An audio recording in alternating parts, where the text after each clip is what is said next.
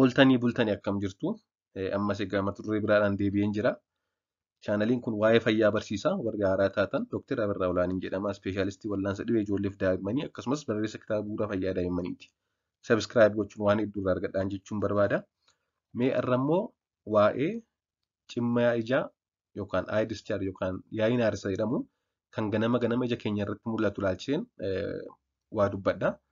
Iji keenya noormaalii ta'ee ganama yeroo hirribaa kaanu cimmaa ijaa yookaan ayi discharge godhatee ija keenya irratti mul'ata yoo ta'e waa'ee kana kan beekuu qabnu akka armaan gadiitti haa hordofu.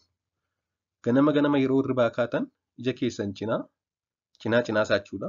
Guutummaa isaatti wal qabatee osoo hin ta'in cinaa isaatti cimmaa yookaan ayi discharge yookaan ayi naar kan jedhamtu uumee argitanii beektu jedhee yaada. Kun nama hedduu irratti ni mul'ata waan ta'eef. Wanti kun dhibee osoo hin ta'in noormaaliidha. Dhibee fayyaa ijaa wajjin kan waliin qabannedha jechuudha. Ija keenya kan laaffisuuf qulqulleessu imimmaan dabalata dhangala'aa akka zayitaa qola ijaa keessaa kan xannacha meebooniyem gilaand jedhamuun oomishamu ija keenya qulqulleessuu fi dalagaa ishee akka isheen sirriitti raawwattu gargaaru. Imimmaan jira. Dabalataaniis dhangala'aan akka zayitaa kan qola ijaa keessatti argamu xannacha meebooniyem gilaand jedhamuun oomishan jira. Isaan kana kan ija lallaaffisee akka iji sirriitti qulqullooftee dalagaa ishee dalagdu kan gargaaran imimmaan dabalata. Wantoonni kunneen jechuunis imimmaanii fi dhangala'aan akka zayitaa amma jenne kun erga oomishamanii ija keenya laaffisanii dalagaa isaanii dalaganii booda wantoota ija keenya keessa seenan dabalatee guyyaa guyyaan amma waan libsannuuf haxaawamee ija keenya irraa bada. Haa ta'u malee halkan waan dunuunfannee rafnuuf ija keenya amma libsannu kanaafuu amma libsanneen qulqulleessun waan ta'eef wanti akka zayitaa kanaa dabalatee kanneen biroo ija keessa seenan ganama yeroo hirribaa kaanu cinaa ija keenyaatti cimmaa yookaan ayi discharge uumee mul'achuu danda'a. Kun egaa wanti dhangala'aan zayita fakkaatu kan meebooniyem gilaandidhaan oomishamu kan qola ijaa keessatti argamu sun dhangala'aan sun tiik ta'ee wal qabatee cinaa ija keenyaatti argama malee dhibee fayyaa miti jechuudha. Wanti kun guyyaa guyyaan mul'atu.